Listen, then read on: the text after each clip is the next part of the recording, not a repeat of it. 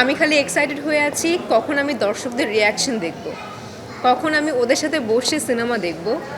So এটার জন্য আমি ওয়েট করছি। সো এর জন্য আমি বেশি কিছু কথা নাও বলতে পারি।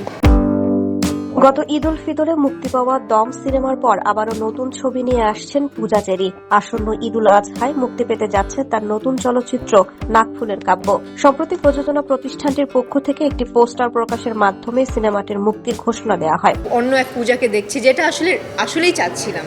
আমরা সবাই চাচ্ছিলাম যে মানে আগের যেই পূজা, সেই পূজাকে যেন কেউ না দেখুক।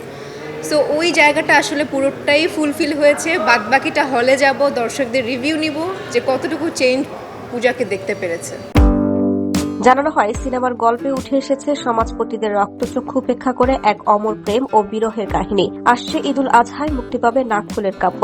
সিনেমাটি প্রসঙ্গে গণমাধ্যমে পূজা চেরি বলেন, এই গল্পটি আমার হৃদয়ের খুব কাছের। এখানে প্রেম, কষ্ট আর স্বপ্ন সবকিছুই খুব বাস্তবভাবে ফুটে উঠেছে।